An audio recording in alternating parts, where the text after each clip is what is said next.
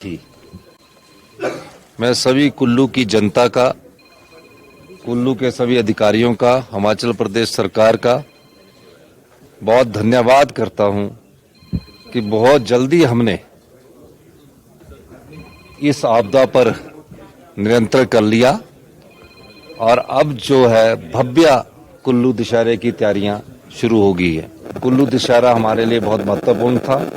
हमने दिन रात मेहनत करके सड़कों को ठीक किया।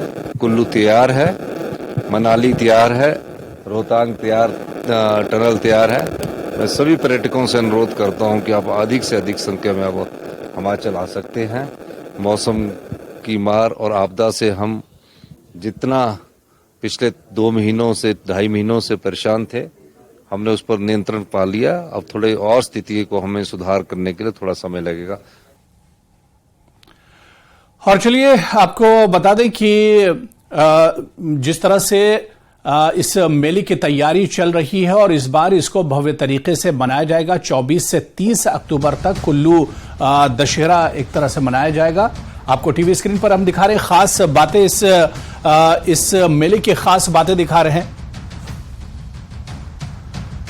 तो भव्यता के साथ शानदार तरीके से 24 से 30 अक्टूबर तक कुल्लू दशहरा मनाया जाएगा।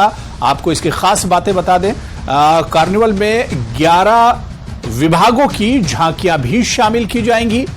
टीवी स्क्रीन पर जो इसकी खास बातें दिखा रहे, 50 महिला मंडल सांस्कृतिक दल इसमें भाग लेंगे। इसके अलावा सांस्कृतिक परेड में विदेशों के दल भी हिस्सा लेंगे, विदेशों के दल भी इसमें शामिल होंगे।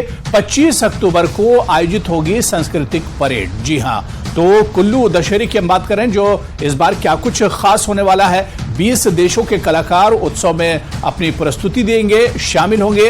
राज्यपाल शिव प्रताप शुक्ल इस मेले की शुभारंभ करेंगे। कुल्लू दशहरा जो मेला होना है, मुख्यमंत्री सुखविंदर सिंह सुक्खू भी समापन जो समारोह होगा उसमें शामिल होंगे। आपदा के बाद तेजी से कुल्लू उभर रहा है, सीएम का यह मानना है। तो चलिए इस बुलेटिन में अभी फिलहाल इतना ही। आप बने रहिए न्यूज़ 18 JKLH के साथ। नमस्कार।